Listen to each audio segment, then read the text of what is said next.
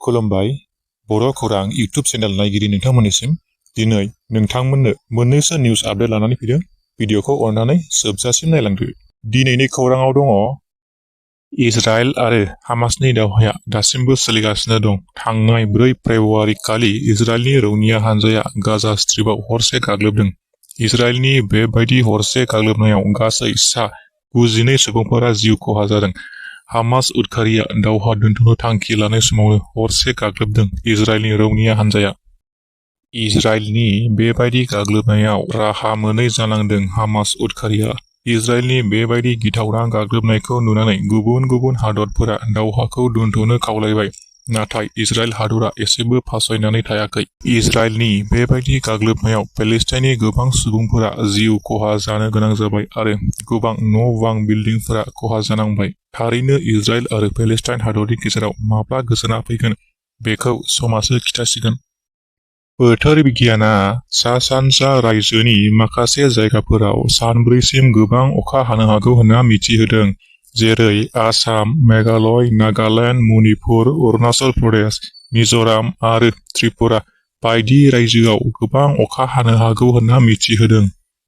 आरो सा-सानजा रायजोखौ बेनि थाखाय बोथोर बिगियाना येलो एलार्ट होदों। आसामनि गुबुन गुबुन जायगाफोराव अखा खोरोमनायजों लोगोसे गोबां अखा हानायखौ जों नुनो मोनबाय आरो थिग बेबायदिनो माखासे गुबुन गुबुन रायजोआवबो अख्राङाव जोमै साग्लोबनायजों लोगोसे बरफबो गोग्लैनायखौ जों नुनो मोनदों।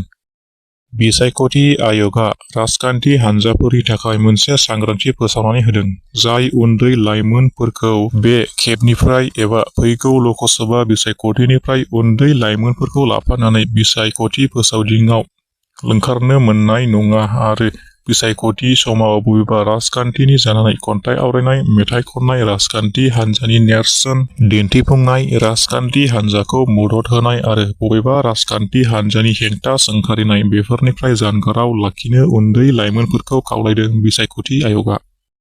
इउनाइटेड स्टेट्सनि केलिफर्नियायाव गिख्रंथाव दैबाना। थांनाय माखासे सम सिगांनिफ्रायनो खोला केलिफर्नियायाव गोबां अखा हानायनि थाखाय दै बाना सोमजिदों। बोथोर सिबिथाया सांग्रांथि होनाय बायदिब्ला खोला केलिफर्नियायाव गोबां अखा हाबावगोन आरो माखासे जायगाफोराव दै बाना जाबावनो हागौ होनना सांग्रांथि होदों। अखा हानायजों लोगोसे गिख्रंथाव बारहुंखा फैनायजोंबो 3 सुबुंनि जिउ खहा जाबाय आरो गोबां बिफां-लाइफां, मोब्लिबफोरा खहा जालांबाय होनना मिथिनो मोननाय जादों। BTRआव आयेन बेरेखा हा जावखांनाय खामानि। वर्ल्ड हेरिटेजनि एरिया हायुङारि मानास हाग्रामायाव हा माफियानि सिगिनाय।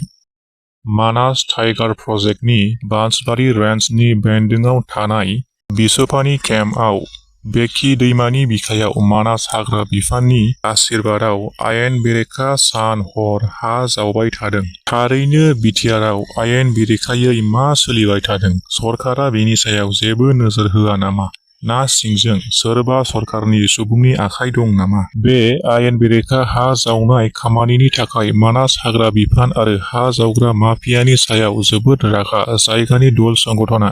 बे बिथिङाव हाग्रा बिफाना जेबो नोजोर होयैखौबो लानानै गोख्रोङै सोंखारिदों। जायगानि दल संगठना आरो मानास दावबायथाय ओनसोलजों लोगोसे सोमोन्दो थानाय सुबुंफोरा। भिडिअ नायगिरि नोंथांमोनखौ बयखौबो गोजोननाय जासिहरबाय आरो चेनेलाव गोदानबा साबस्क्राइब खालामनो खावलायहरनाय थाबाय। गोजोन्थों।